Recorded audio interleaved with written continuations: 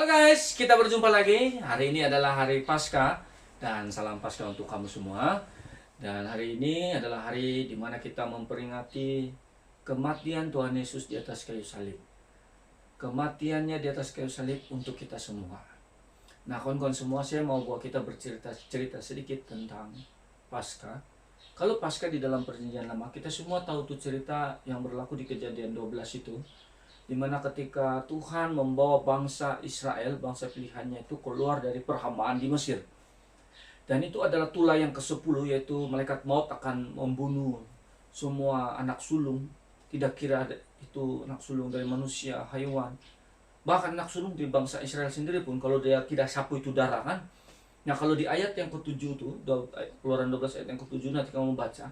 Di situ Tuhan menyuruh bangsa Israel menyapu kan itu darah anak domba di kedua tiang pintu dan di ambang atas. Jadi apa yang Tuhan sebenarnya suruh itu adalah Tuhan suruh bangsa Israel menyembelih domba atau kambing, dan itu adalah korban Paskah, begitu kan. Jadi itu dimakan oleh keluarga yang ada di dalam rumah itu. Tapi jadi darah yang disembelih itu, darah dari domba atau kambing yang disembelih itu, ambil darah dia dan sapu di kedua tiang dan di ambang atas. Jadi kawan-kawan semua, kalau kita tengok itu adalah sebuah gambar salib. Kan kalau kita kasih garis begitu, itu adalah gambar salib. Jadi apa yang Tuhan lakukan di Mesir pada 3000 lebih tahun yang lalu, itu adalah gambaran dari sebuah hal yang dilakukan Tuhan Yesus 2000 lebih tahun yang lalu di kayu salib untuk kita. Nah, kawan-kawan semua, bangsa Israel merayakan Paskah untuk mereka memperingati hari di mana dorong dibebaskan dari perhambaan. Jadi kita ini bukan pernah kena perhambaan, ini moyang kita bukan pernah diperhambakan di Mesir kan. Tapi Mesir itu adalah gambaran dari kehidupan lama kita. Kehidupan keinginan kemanusiaan kita. Dulu kita hidup di situ. Tapi ketika kita menerima Tuhan Yesus, kan, ketika Tuhan Yesus mati di kayu salib menebus kita, kita dilepaskan dari perhambaan, dari kegelapan kepada terang yang baru, daripada kutuk kepada berkat, daripada gelap kepada terang. Nah, kawan-kawan semua, saya mau kita fokus satu perkara di Paskah ini adalah tentang kasih Tuhan. Di video saya yang dulu saya bercerita tentang kasih Tuhan, dan di video kali ini saya mau bercerita lagi tentang kasih Tuhan, di mana ketika Paskah itulah hari bermulanya cinta Tuhan untuk kita. Kan? Kenapa Yesus Kristus mati di kayu salib? Untuk mengampuni dosa kita. Kenapa Tuhan tidak cakap saya di surga dosa sedang diampuni? Diampuni. Kenapa perlu disiksa? Kenapa perlu dipukul, dicambuk, diremuk, hancur begitu? Kenapa perlu disiksa Tuhan Yesus baru disalibkan? Itulah gambaran, itu adalah sebuah hal yang dilakukan Tuhan, harus dilakukan seperti mana seekor domba yang dipersembahkan untuk Tuhan. Itu domba kayak diputung-putung kan? Cuma kalau kita baca di dalam Keluaran itu, ada di dalam Keluaran itu tulis jangan ada satu tulang pun yang dipatahkan. Nah, itu daging diputung-putung, itulah kan. Tapi jangan sampai ada tulang yang patah.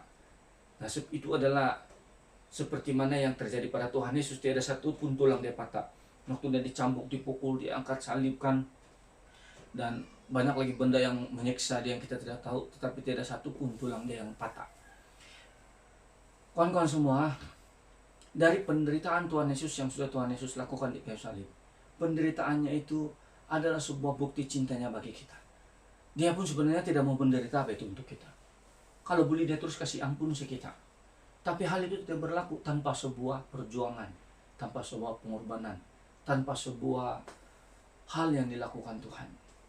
Sebab itulah ada kata-kata begini kan, cinta itu bukan sekadar kata, tapi apa yang kita lakukan.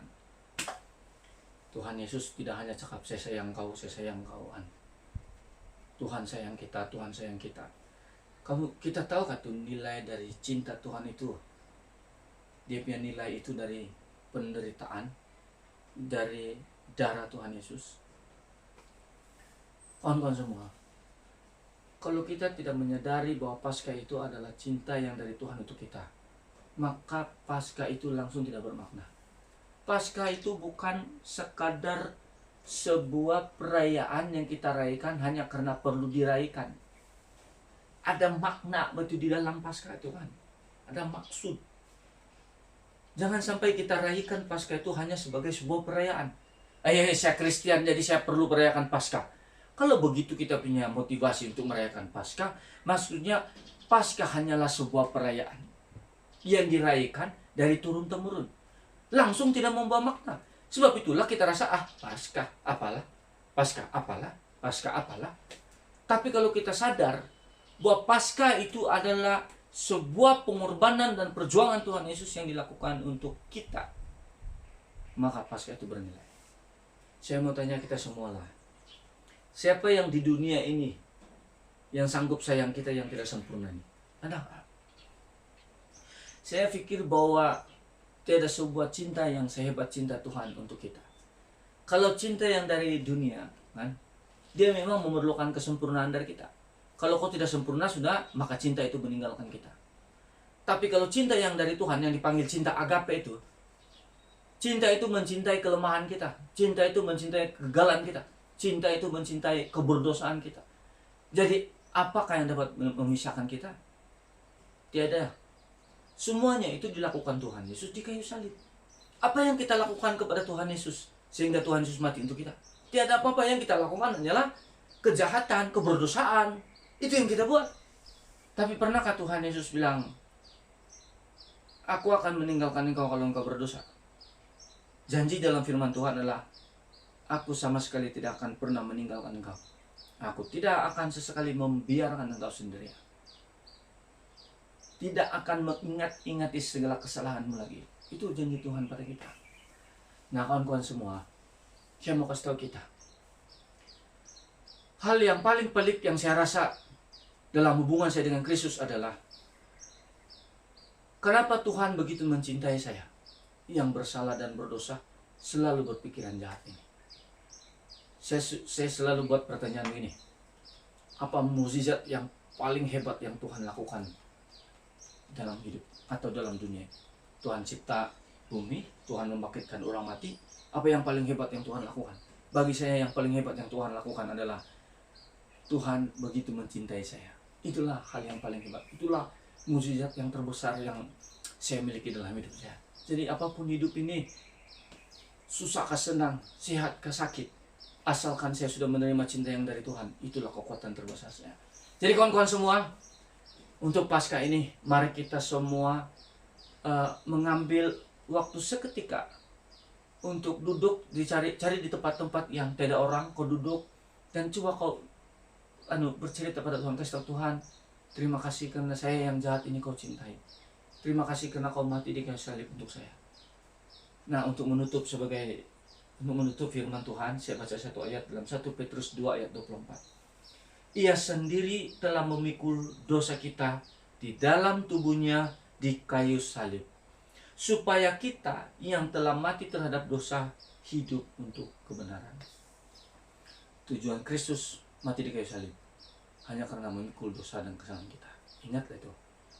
Dia pikul dosa dan kesalahan kita bukan karena dia Tuhan, bukan karena dia itu seharusnya buat begitu, bukan karena itulah tanggung jawab, bukan karena itu misi dia di dunia, tapi itu karena cintanya bagi kita.